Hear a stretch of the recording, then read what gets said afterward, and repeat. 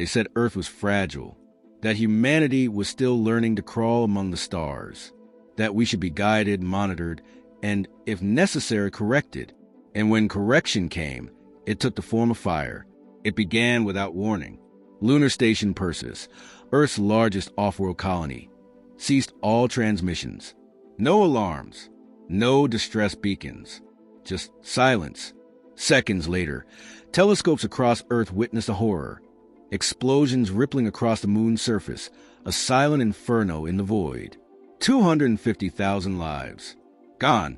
The Galactic Council offered condolences. A tragic accident, they said. A malfunction during a Zorth Dominion military exercise.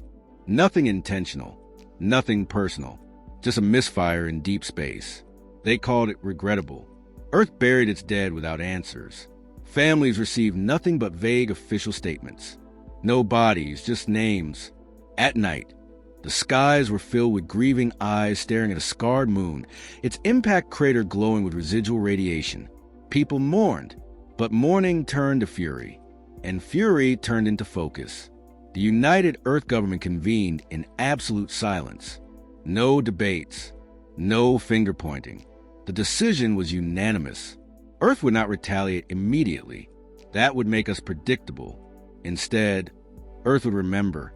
Then it would build. In a rare global broadcast, Earth's chancellor spoke one sentence that echoed through every home, every station, and every satellite. We remember. We rebuild. We respond once. There was no applause, just quiet agreement. It was not a declaration of war. It was a promise. In private, Earth's leadership knew the truth. The Zorth Dominion had tested them, not for dominance, for weakness, and the Council had let it happen. Earth, the new member, was expendable. The humans were too emotional, too divided, too small to matter. That's what they believed. They were wrong. In underground facilities, plans began to unfold. Earth's black labs, long dormant after the peace accords, reactivated. Quantum labs blinked back online. Orbital factories went silent on public channels and switched to encrypted networks. The moon's ashes had not cooled, and yet humanity's next step had already begun. The Council sent envoys to urge de-escalation. They offered new trade deals, advanced medical tech, and even gestures of apology. Earth accepted the gifts, nodded politely, and said nothing. Behind closed doors, engineers reverse-engineered everything. News channels told the world that progress was being made, that alliances were healing. But in the shadows, nations buried their rivalries. Former enemies shared their deadliest secrets. AI research from Singapore merged with military logistics from Brazil. Iceland's geothermal labs powered orbital warforges. Africa's drone swarms combined with Europe's fusion arrays. One language of design, one purpose of creation. Still, Earth made no threats. Not one declaration. Not one warning. They didn't need to. The silence was enough. And the Council misread that silence as submission. The public saw none of this. What they saw were vigils, quiet streets, a moon that no longer glowed white. Artists painted its crater in red. School children left flowers near observatories. And one video, shot by a girl who lost her mother in the colony, went viral. Standing alone in a garden, she said, "They thought we'd cry and forget, but I won't. None of us will." The video became the pulse of a planet waiting, healing, planning. The Zorth Dominion grew bolder. Patrols near Earth increased. Their ships hovered just outside human space, their beacons pulsing slowly like a warning heartbeat. Earth never reacted. Satellites recorded everything. No response. Not yet. Military analysts from other worlds laughed in private council meetings. They called Earth's silence cowardice. That the humans had no fleet, no command structure, no real deterrent. A species that once warred over oil and food wouldn't survive space politics. Let them build. Let them hope. They won't get far. But the Council's more careful members noticed something else. Supply lines into Earth had shifted. Shipyards that once produced habitat modules were now silent. No civilian launches in months. No research transmissions. No trade logs. Earth had gone quiet. And when humans go quiet, something is coming. Still, no one acted. The Zorith dismissed it all as bluff. The Council assumed Earth's wounds were too deep to recover, but they did not understand humanity's greatest trait. It wasn't strength. It wasn't intelligence. It was transformation. Throughout history, humans had turned every disaster into momentum. Every war had ended with reinvention. Every failure led to evolution. And the destruction of Luna was no different. In fact, it was worse for the galaxy, because they didn't kill humanity. They woke it up. Plans once considered mad were approved without hesitation. Technologies that had sat in moral limbo were re-examined, justified, and greenlit. Ethics were not abandoned. They were adapted, because humans didn't want revenge. They wanted a future, and they would make it safe at any cost. Across the planet, children born after the moon's fall were given lunar middle names. Families adopted symbols of Perseus' colony in their crests. Soldiers began carrying white armbands with a single black dot. The first crater, the first loss. It was not just a memory. It was a warning to themselves. Never again. Earth became focused. Not loud, not angry, but focused. And the focus terrified the few alien observers who dared to look deeper. They reported seeing dry docks the size of cities hidden under the oceans. New energy signatures pulsing from the poles. Communications in frequency bands unrecorded in any known database. The observers were dismissed. They were told Earth was grieving, not plotting. But Earth wasn't grieving anymore. In a final private summit, Earth's leaders gathered and approved one sentence to be embedded into every human vessel, every drone, every AI, and every war algorithm moving forward. Strike once, we endure. Strike again, and you will cease to exist. It wasn't a threat. It was a truth, engraved in metal, etched in code, spoken in silence. They thought Earth was broken, but Earth had only begun to speak. The world no longer spoke of retribution. It only spoke of readiness. Earth's silence wasn't emptiness. It was momentum, and that momentum had a name, Operation Prometheus. It began in the classified vaults beneath Geneva, where the remnants of discarded technologies and shelled dreams were resurrected. Concepts once labeled unstable or unethical were reopened, recalculated, and revised. This wasn't about building an army. It was about rewriting what it meant to fight. The first step was to eliminate redundancy. Earth's fractured systems, dozens of independent command structures, incompatible tech standards, and obsolete weaponry, were stripped down to core frameworks. Every line of defense, every ship design, every protocol was rebuilt from scratch. No allegiance to old nations, no legacy systems, only unity. The second step was trust. For the first time in history, Earth's major powers allowed their most closely guarded military secrets to be pooled.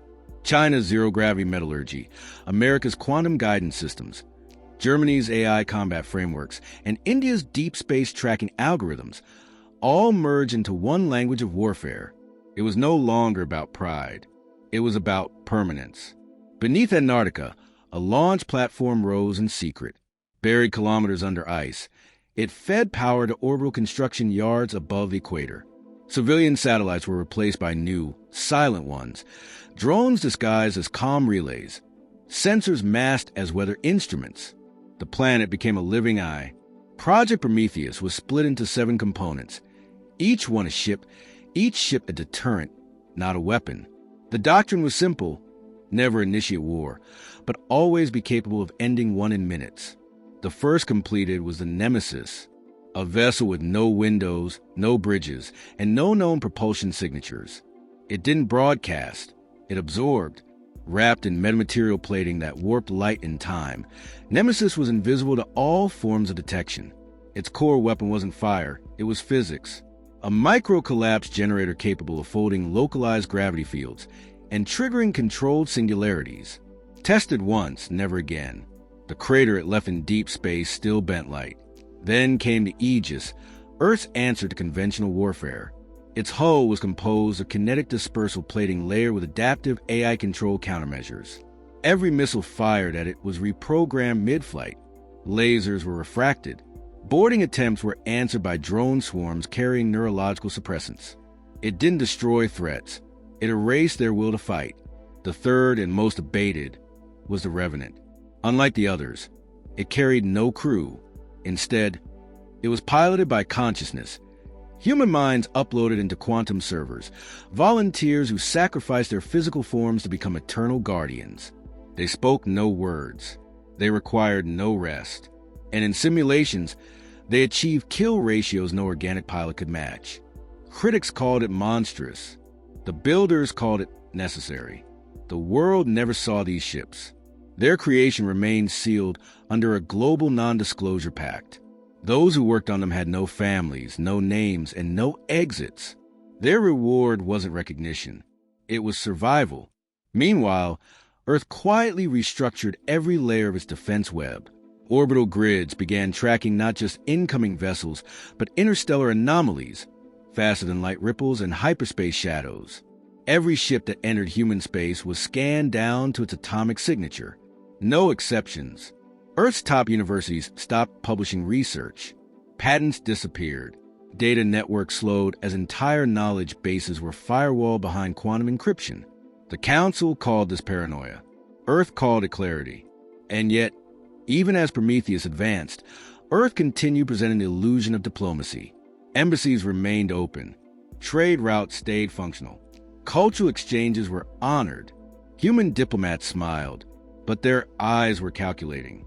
Every handshake mapped nervous systems. Every room scanned for surveillance devices. Every ally was measured not in words, but in response time. The Zorth Dominion didn't care. To them, Earth was a flailing infant. They laughed at the slow buildup. To them, humanity was building a monument to fear. They didn't understand. They were the ones being studied. Earth had already mapped their entire fleet, learned their energy cycles, command hierarchies, and fail-safes. In simulations, Earth's AI war rooms ran thousands of combat scenarios. By the end of the third month, the Dominion had already lost every time. One of Earth's breakthroughs came by accident. While testing deep space weapons on an uncharted asteroid, a misfire opened a rift, brief, chaotic, but measurable.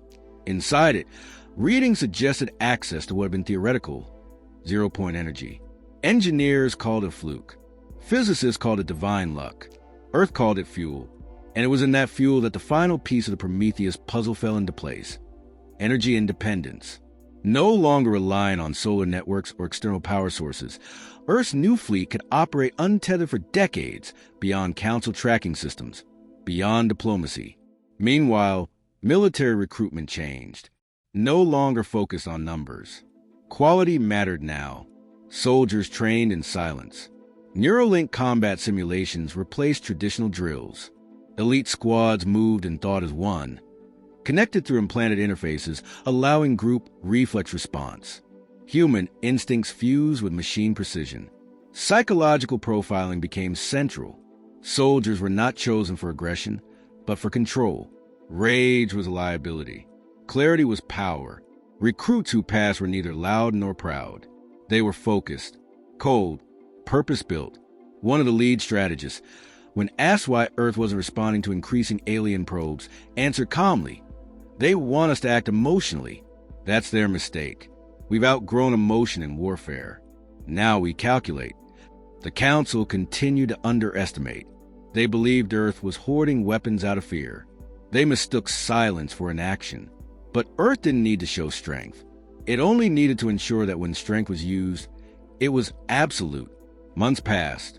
Earth's 7 ships neared completion. They weren't celebrated. There were no parades, no public announcements.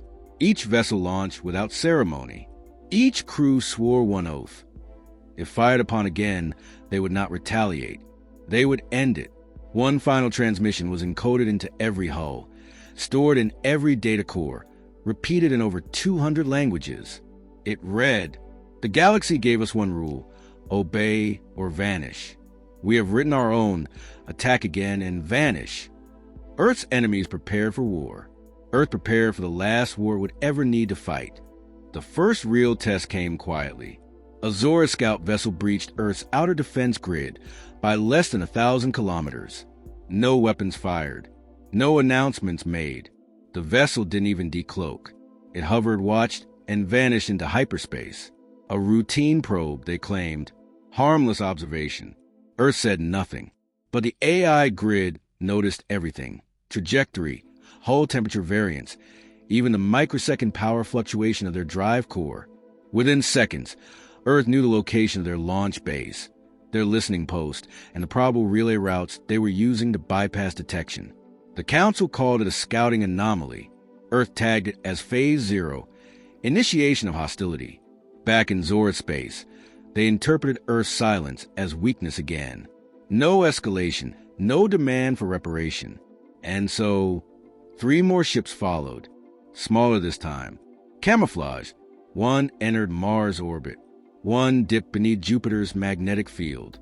The third tried to map Neptune's outer shipyards. All 3 disappeared. No evidence. No debris. No signatures.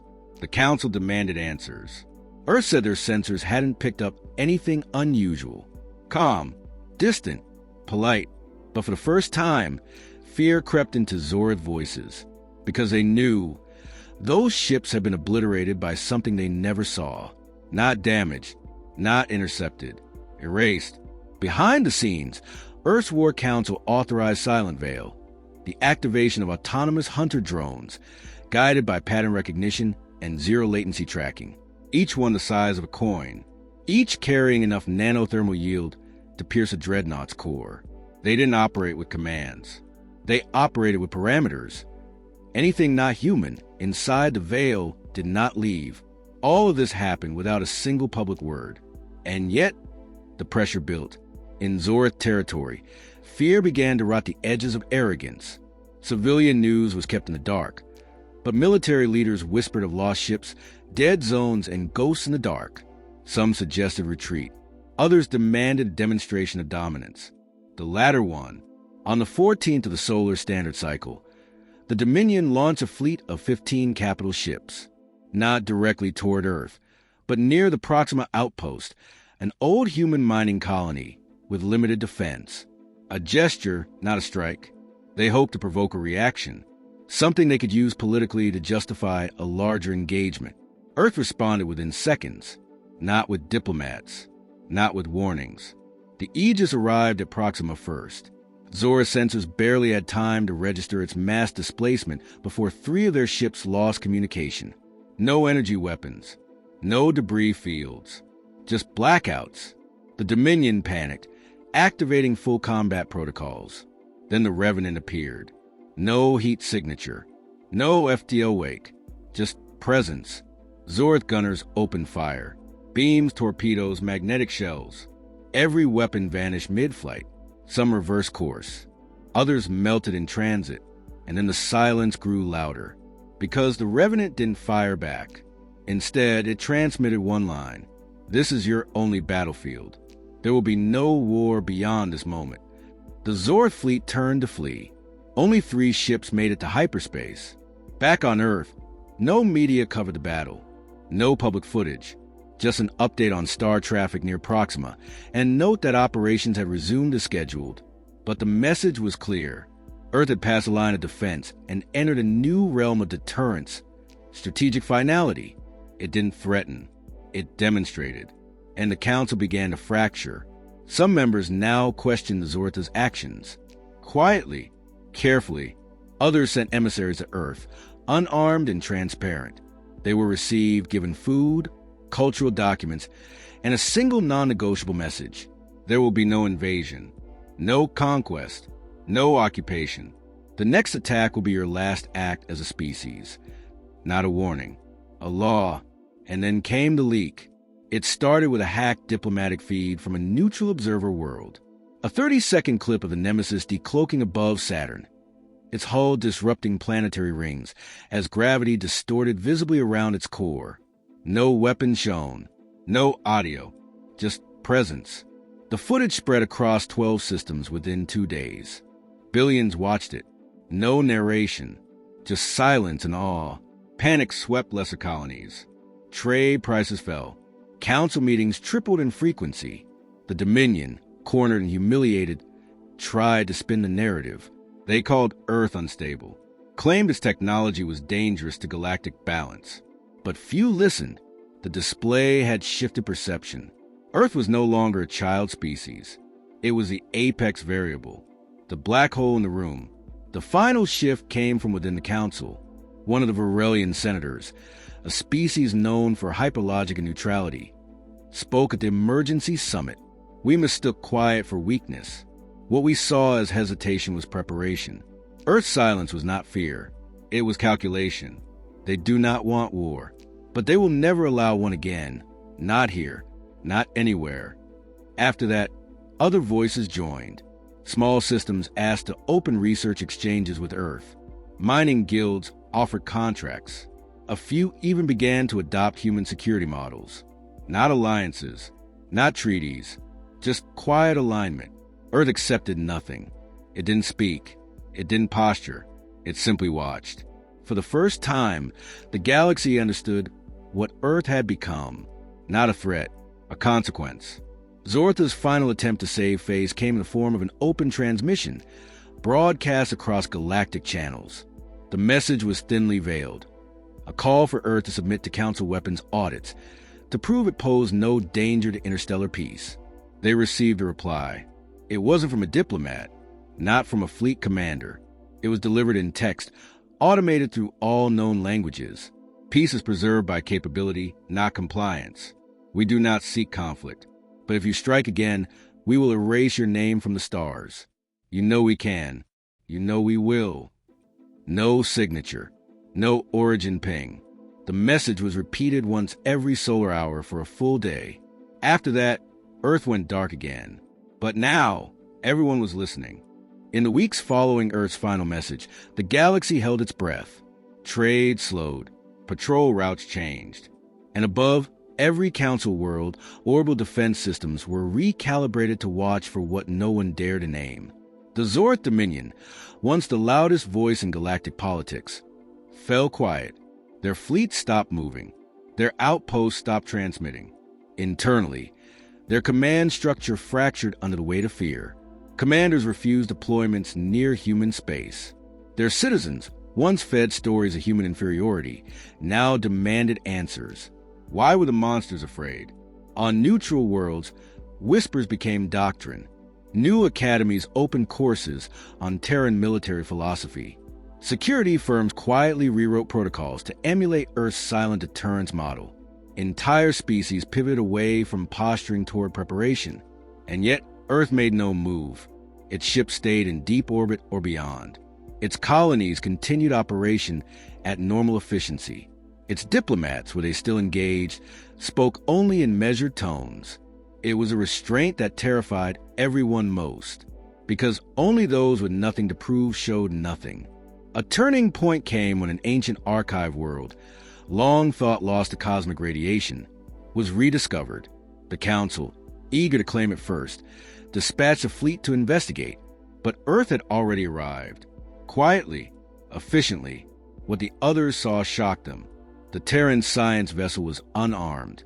No escorts, just researchers in simple suits, cataloging ruins and sharing data freely. They greeted the other species with civility, even offered translation software and historical cross-references. No demands, no exclusions, just calm collaboration. But surrounding the planet, cloaked and untraceable, were 3 of Earth's Prometheus-class warships. The message was unmistakable. We come in peace, but not alone. That day, the galaxy realized the truth. Earth wasn't just strong. It was stable. A force that moved with caution, not arrogance. And those who once mocked it now quietly sought to learn from it, not to exploit, but to avoid extinction. Small civilizations began submitting partnership requests. Not alliances, not vassalage, just pacts of mutual non-aggression. In return, Earth shared medical advancements, resource extraction techniques, and logistics optimization algorithms that boosted planetary efficiency by 20%. It offered guidance, not command. And yet, it always came with one condition. We do not govern. We do not interfere. But if you harm us, we will ensure there is nothing left to govern. Meanwhile, within Earth's own borders, peace took on a different form. The people knew what had happened. They hadn't seen footage. There were no parades, but they felt it. The tension in the air had changed. Fear had become vigilance. Paranoia had become resolve. Education shifted, no longer built around nationalism or competition, but around understanding. Every child learned not just human history, but alien histories, patterns of conquest, lessons in escalation, not to glorify, but to recognize. Military service remained voluntary, but those who joined were trained as protectors, not conquerors. Every soldier memorized one principle above all: power is only righteous when it serves peace without expectation of reward. And slowly, Earth became a paradox. A planet feared, but not hated. Respected, but not worshipped. A singular entity in the galactic fabric. Untouchable not by arrogance, but by deliberate restraint. Years passed. Skirmishes broke out in distant systems. Empires rose and fell. New species made contact, but none dared breach human space. None dared test what had already been proven. And Earth kept building not weapons, but infrastructure. Not fleets, but understanding. Human ambassadors now walked freely on council worlds. No guards, no threats, just presence. Wherever they went, silence followed. Not because they demanded it, but because everyone remembered what Earth's silence had once meant. The last test came from desperation. An isolated warlord faction, unaffiliated with the Council, launched an attack on a Terran trade ship. It was small, a freighter carrying medical supplies. No defenses, just 6 crew members and a child born en route. The pirates destroyed the vessel. They thought no one would notice. They were wrong. Within 12 hours, the faction's fleet was gone. Not disabled, gone. Their main base left untouched, no craters or wreckage. Just a message burned into the stone of their command chamber in their native language. You killed a child who carried no flag. There is no war. There's only your absence. No further retaliation came. No ships followed. Earth simply erased what had crossed a line, then resumed silence. And that silence became law. The Council passed a new resolution, unopposed. A universal doctrine codified in every known language. Earth's directive: do not provoke the silence. It wasn't about control. It wasn't about fear. It was about understanding what humanity had become. The line between war and obliteration. The line between fear and respect. The line that should never again be crossed. And so, Earth stood not as a ruler, not as a tyrant, but as a quiet answer to an old galactic question. What happens when those you consider weak decide never to be victims again? The stars will remember. They would remember the one planet that refused to bow, refused to roar, and instead whispered one final truth into the void. We asked for peace. We built for peace. But if you bring us war, we will be the last sound you hear.